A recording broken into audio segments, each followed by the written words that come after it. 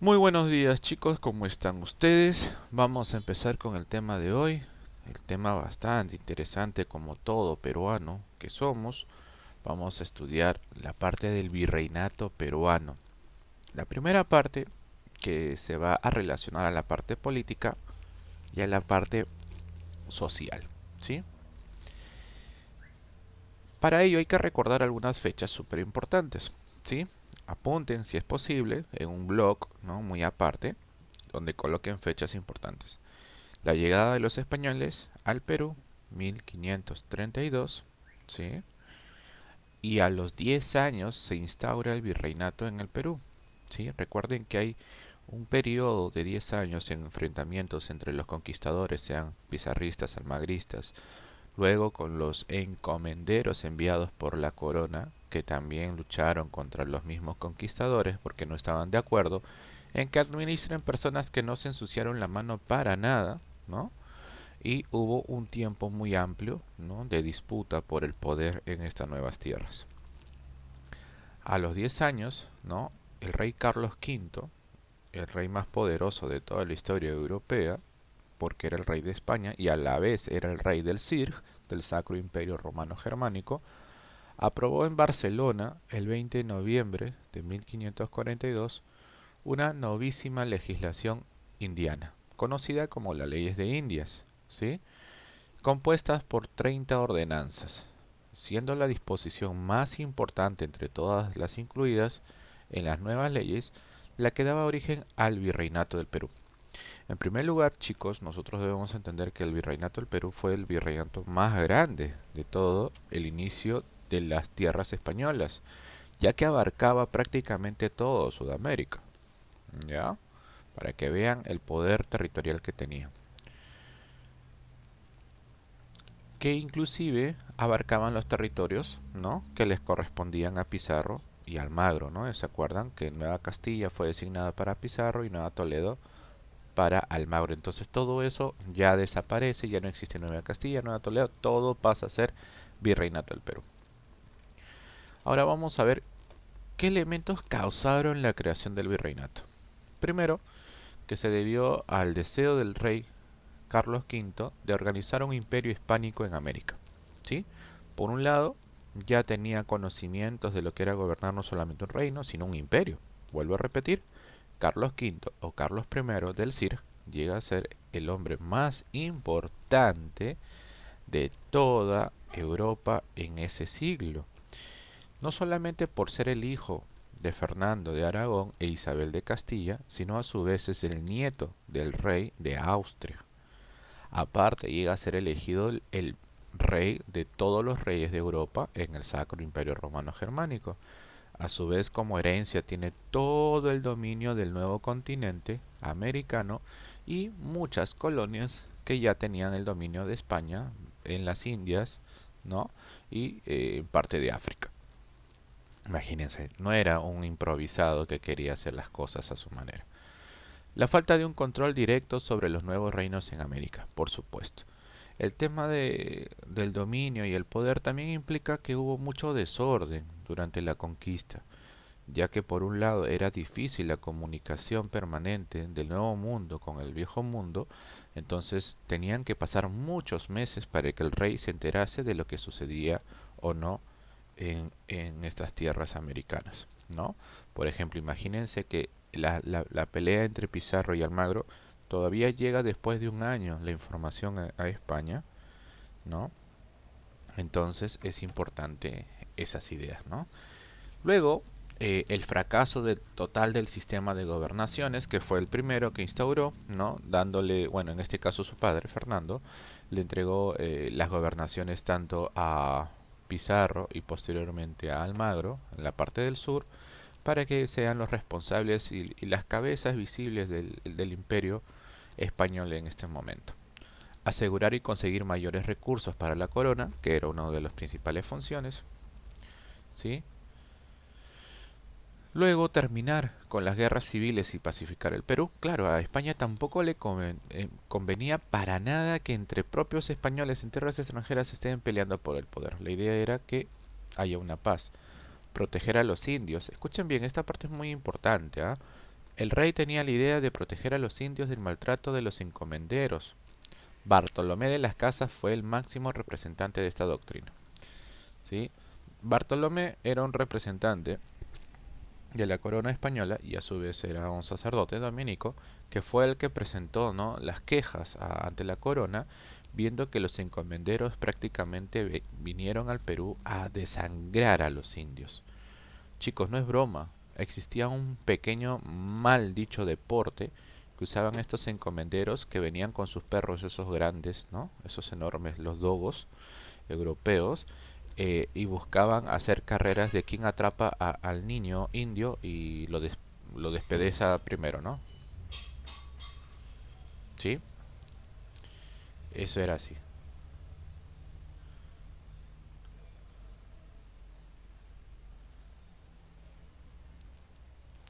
Bien, la idea era proteger a los indios. Luego tenemos difundir la fe católica en América, que también era muy importante en ese momento. Luego tenemos la parte de la organización política, que al igual que en los antiguos imperios también se van a designar los poderes antiguos como el rey, ¿sí?, máxima autoridad, aunque no hubo ningún rey que llegó a América, ¿sí?, nunca hubo.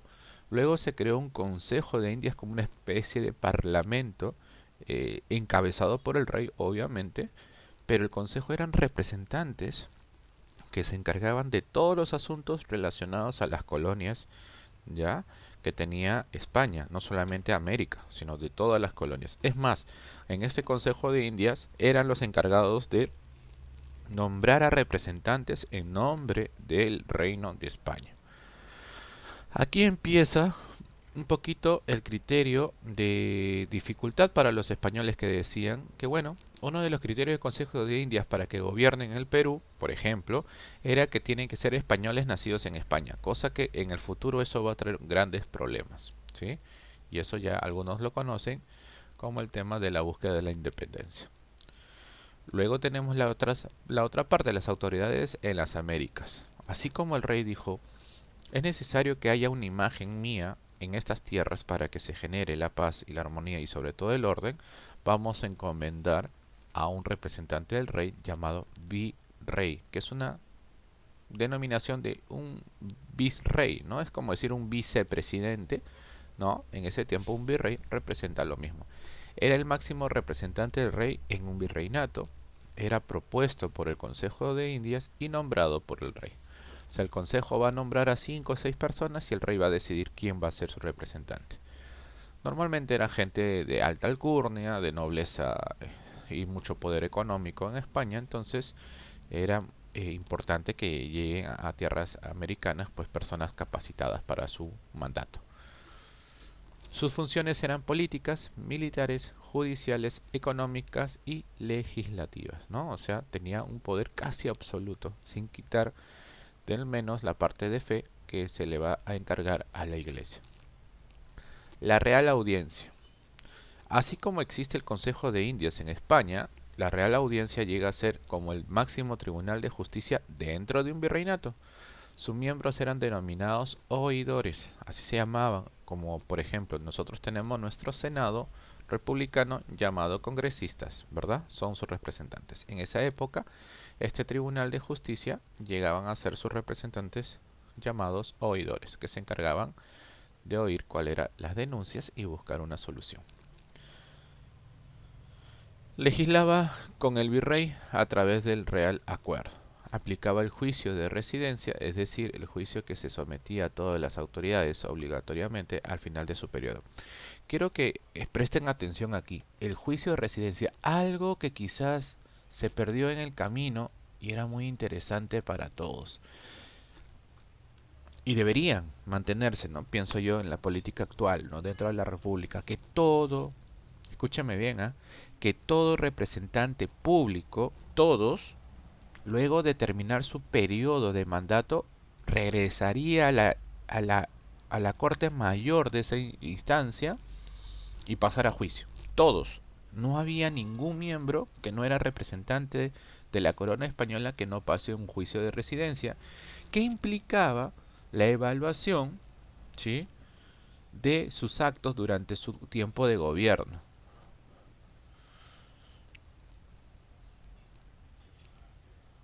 ¿Ya? Imagínense que ahora existiese ese vínculo, ¿no? De juicio de residencia. ¿Cuánto nos ayudaría a nuestro país que todos los presidentes, alcaldes, políticos, luego de terminar su mandato, pase a un juicio popular, ¿no? Para justificar sus gastos, sus acciones y todo, ¿no? Pero bueno, un tema bastante importante. Una pregunta por aquí. Exacto, esa es la idea, miren, desde esta época, desde 1542, ya la corona ya estaba pensando, ¿por qué? ¿Por qué pensaba eso? Porque era más difícil controlarlo porque no estaban ahí. Ya les dije algunos ejemplos que inclusive los reyes españoles o los grandes líderes se enteraban hasta después de un año de un acontecimiento ocurrido, porque los viajes, las cartas, a veces no llegaba porque las embarcaciones podían haber, no sé, ser destrozadas en el camino o se pierden en el camino. Entonces la comunicación se envía hasta 3, 4 ocasiones la misma carta, ¿no? Para que a ver si una de ellas llega. Eso también hay que entender. Los medios de comunicación de esa época eran distintas a las de ahora. Luego tenemos el corregimiento, que constituyeron circunscripciones territoriales al mando de un corregidor. ¿Sí? ¿Qué quiere decir? Lo vamos a ver en un rato con el tema del feudalismo en Historia Universal. Son representaciones de tierras. Es como decir, ya, yo soy el virrey del Perú, pero toda la región de Lima te voy a darlo a concesión a tu cargo, y pero tú me vas a representar a mí como virrey en esa región. ¿Sí? Es como una especie de virreyes más pequeñitos dentro de regiones o lugares específicos territoriales. Fueron creados por el gobernador Lope García de Castro en el año 1565 y generalizados durante el gobierno del virrey Francisco de Toledo. Eran funciones del corregidor. Escuchen, ¿eh? ¿Qué hacían? Administraban justicia, cobrar el tributo indígena, o sea, todos los pobladores originarios tenían que pagar un tributo, fiscalizar el cumplimiento de la mita, o sea, el trabajo obligatorio, y llevar a cabo los repartimientos. El rey Carlos III, en este caso, ya el heredero, suprimió los corregimientos en 1784 como consecuencia de la rebelión de Túpac Amaru II.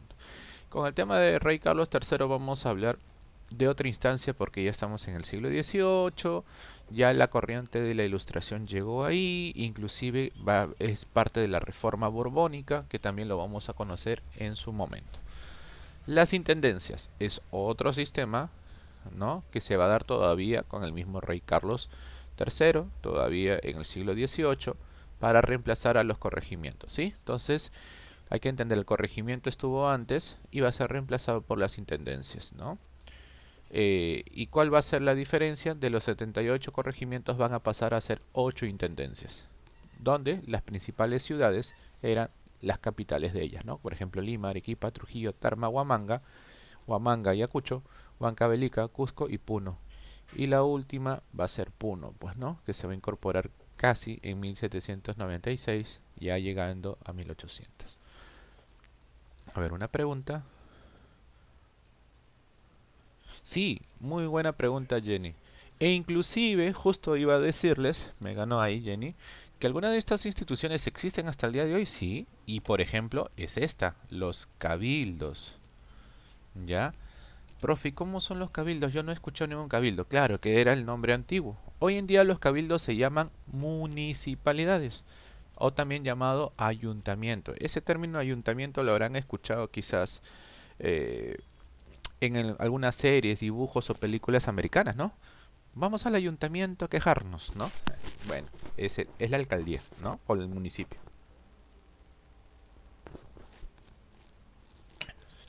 ¿Cuál era la función en que se encargaban en velar por las órdenes y la seguridad de las ciudades? Estaban integrados por 2 alcaldes en ese momento, los regidores y los adjuntos, ¿no? ¿Ya ven? Entonces, Jenny, tu pregunta cayó muy bien, ¿no?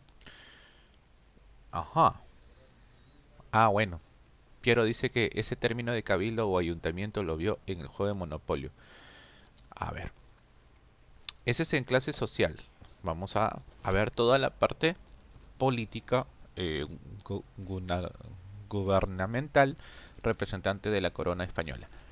Luego tenemos las capitanías generales que se crearon por razones defensivas. Estaban expuestas al ataque de fuerzas extranjeras o en lugares donde la población indígena era rebelde.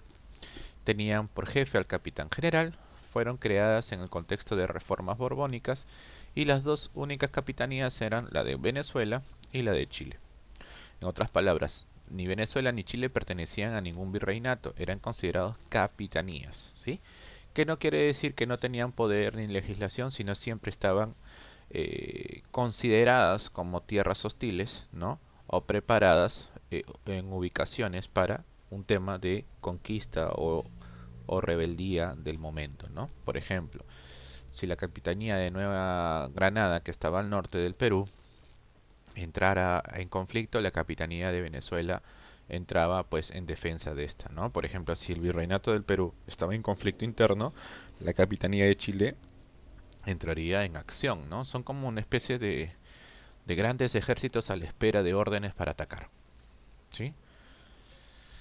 Luego tenemos las visitas. Las visitas era el procedimiento destinado a recabar información sobre la marcha de administración colonial. Existían dos tipos de visitas: las generales, que venían todos los puntos del asunto del virreinato, y las específicas, que solo supervisaban una institución, ¿no? Entonces el rey, como gran representante no solamente de la corona española, ya les dije de decir, sino de un gran imperio mundial, era importante que esté todo cuantificado. Imagínense que el día de hoy existe este gran museo del Consejo de Indias, donde, bueno, el que tiene la oportunidad de ir a Valladolid, España, se va a dar cuenta, porque es un museo. Pueden ingresar donde está, digamos, ahí cantidad de habitaciones con toda la información que se recobró de las conquistas en todos los virreinatos que tuvo España, ¿sí? Todo. Cuentas, estadísticas, costos, quién fue dueño de esto, de aquello, o sea, todo está allí. Entonces sería importante ver ese detalle, ¿no? Con el virrey Toledo, con Francisco de Toledo va a haber un cambio, ¿sí?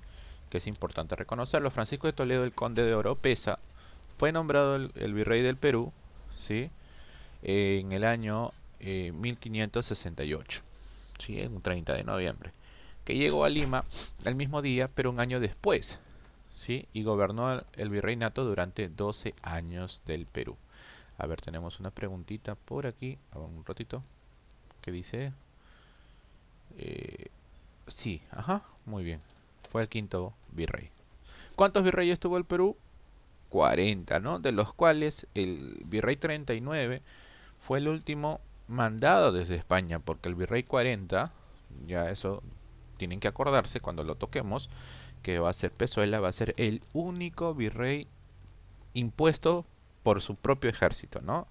Un golpe de estado a un virrey nunca en ningún virreinato ha existido, solamente en el Perú, ante la llegada del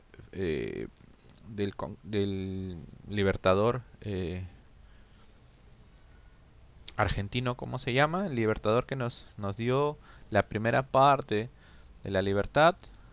A ver, don José de San Martín, Matorras, ¿verdad? Cuando llega don José de San Martín, el virrey Pezuela parece que no hacía nada, porque algunos lo acusaron que había hecho negociaciones con San Martín, porque San Martín, recuerden, que lo que quería proponer era una monarquía constitucional y nombrar un nuevo rey. Y esa historia y esas cosas le interesaba mucho a Pezuela. Entonces él quería considerarse un rey, ya no un virrey. Entonces es acusado y bueno, la Junta de Generales Españoles lo va a derrocar y va a ser ascendido directamente el último virrey, pues, ¿no? Que es la Serna. Y bueno, y después de medio año, la Serna va a ser aceptado por la corona española para que haga el enfrentamiento contra los libertadores. Pero bueno, ¿qué más sabemos de Toledo? Observó un virreinato desorganizado, encomenderos explotadores, ayuntamientos, que quiere decir alcaldías altivos, oidores sobornados, oficiales reales negligentes, frailes inobservantes e indios explotados y dispersos. ¿Qué quiere decir? Un gran desorden, muy parecido a lo que vivimos ahora. Entonces imagínense, ¿Dónde empieza todo esto? Desde la construcción del virreinato ya había, miren, escuchen, temas de corrupciones, imagínense. Decidió a terminar con todo lo negativo y conocer la realidad más acerca, inició la visita general del Perú, siendo su objetivo lograr una organización total del virreinato. En sus años de gobierno desarrolló una obra gigantesca. Recuerden que un virrey duraba 5 años nada más, ¿sí? Pero en este caso, como Toledo había hecho un buen trabajo, se le extendió hasta 12 años. A través de la legislación prolija y minuciosa redactó las ordenanzas toledanas que generalizaron los corregimientos, estableció el tributo y la mitad de minas, reorganizó y dotó de rentas a la Universidad de San Marcos, acuérdense que es la primera y más grande de toda América, fortificó el puerto del Callao ante su posible ataque del corsario Francis Drake. Acuérdense que era la época del pirataje, ya. Acuérdense que había pues todo un tema de piratas que seguían a los barcos españoles que se llevan los tesoros, están los holandeses, están los franceses, piratas británicos también que llegaron, e inclusive algunos escandinavos, ¿no? Entonces el tema del pirataje no es una historia, nosotros la conocemos como mito, como juego, pero en realidad existieron, ¿sí? Eran asaltantes en el mar. Durante su gestión se establecieron las reducciones de indios. El término de reducciones, quiero que lo entiendan chicos, es como que un lugar donde todos son los habitantes son indígenas, pero los españoles deciden juntarlos en un espacio más chiquitito y reducirlos. Imagínense que todo Lima sea de indios. No, ¿saben qué? Lima es demasiado grande para ustedes, lo vamos a juntar todo y lo llevamos a Pueblo Libre. Todos los indios a vivir ahí, mezclados, juntos, apretados, no me importa, pero eso va a ser. Es lo que hizo España, los redujo. ¿Sí? Llegó la Inquisición del Perú, se liquidó la rebelión de los incas de Vilcabamba que habíamos visto la semana pasada, ya no se mencionaba ello. En síntesis, fue el mejor organizador del virreinato peruano. Su obra legisladora perduró como 200 años. Contra lo que se cree, fue un gran defensor de los indios, ¿no? Muchos piensan que fue lo contrario, pero no, él se dedicó a cuidarlos, ¿no? A protegerlos. Pero la abusiva mita minera y la ejecución de Tupac Amaru opacaron su notable labor gubernamental. Para que unos fue justo como un Solón y para otros cruel como un Nerón, ¿no? Acá viene este refrán muy antiguo, ¿no? Justo como Solón y cruel como Nerón. Bueno, Solón era el diminutivo del rey Salomón, pues, ¿no? El judío. Bien, me queda poquito, chicos, así que necesito avanzar esta parte. La organización social fue pues muy compleja, pero también nítida por los establecimientos y clases. Admite que hasta 4 clasificaciones: la raza étnica, estamos hablando de los indios, la clase social, laboral y legal. Étnicamente se dividió en blancos, escuchen, como fuerza mayor, los indios y los negros que van a llegar después como esclavos. ¿Ya? Las castas mixtas son las combinaciones entre una raza y otra, como mestizos, mulatos y zambos, que son las primeras, digamos, castas. Pero existen más castas de mestizos con mulatos, mestizos con indios, entonces todo eso va a haber una derivación hasta de 72 subcastas, ¿sí? Que inclusive el virreinato lo tiene establecido. Inclusive un tiempo fue mal visto que un indio y un negro tengan hijos porque a los ambos eran considerados como diablitos, ¿no? Imagínense un negro con pelo trinchudito, que más era algo que no les agradaba a los blanquiñosos españoles, ¿no? Pero luego se fue adecuando al nivel social, ¿no? Y se vio las subcastas. Ahora, si ustedes quieren saber si somos de una raza pura de castas, déjenme decir que hasta el día de hoy muy pocos podríamos ser considerados de raza pura, porque venimos de mezcla tras mezcla, de una mezcla más brava que un jugo pues surtido, ¿no? Estamos muy mezclados. Y eso no tiene nada de malo, ¿no? Igual tenemos la misma sangre, la misma dignidad y eso es importante. Socialmente se dividió en aristocracia, plebeyos y esclavos. Laboralmente en funciones empleados, mercaderes, artesanos, jornaleros, mitayos y esclavos. Desde el punto de vista legal, la República de Españoles y la República de Indios se dividió, ¿no? Inclusive más tarde va a haber una construcción que Lima va a ser cerrada por murallas, ¿no? Para que eviten que los indios transiten libremente por ahí. Solamente los indios y esclavos que estaban dentro de las murallas eran porque eran servidores o comerciantes a favor de los españoles. Las leyes de Indias dieron forma jurídica a la República de Españoles, que quiere decir que ellos eran los encargados a tener los puestos, ¿no? De poder, de gobernar, de comerciar por encima de los mismos indios. Y en la República de Indias, formada por los indios que constituían los nexos entre las dos repúblicas, ¿no? De alguna u otra forma lo establecieron así. El origen radical determinó muchas veces la pertenencia a uno y el otro estamento social, favoreciendo o restringiendo las oportunidades del ascenso social para ciertas razas. ¿Qué quiere decir? Que no había una paridad. Siempre la raza blanca quedaba como dominante, ¿sí? Bien, tenemos una línea de tiempo acá, desde que se creó el Virreinato del Perú en el 42, luego en 1548 Gonzalo Pizarro y los grandes encomenderos son derrotados, ¿sí? Hasta acá duró. Luego en 1551 la fundación de la Universidad Mayor de San Marcos, que en ese tiempo no tenía ese nombre, su verdadero nombre fue Universidad Real Pontificia San Marcos, y luego de la independencia pasa a ser la Universidad Nacional Mayor de San Marcos. Y en el año 1569, virrey que llega al Perú es Toledo y va a estar 12 años en el poder. Bueno, acá hay unas preguntas de retroalimentación que sería importante que ustedes lo puedan completar en su cuaderno. ¿Qué atribuciones tenían el rey del Consejo de Indias? ¿Sí? ¿Cuáles eran las funciones principales de un virrey? Ya lo hemos visto. ¿Qué audiencias constituían el virreinato del Perú? No, eran 7, una última que se creó. ¿Y cuáles fueron las principales castas que formaron la colonia peruana? Es más, chicos, si ustedes revisan, hasta en YouTube van a encontrar diversa información sobre las castas peruanas, bastante interesante, ¿eh? Yo les recomiendo que lo revisen posteriormente. Muy bien,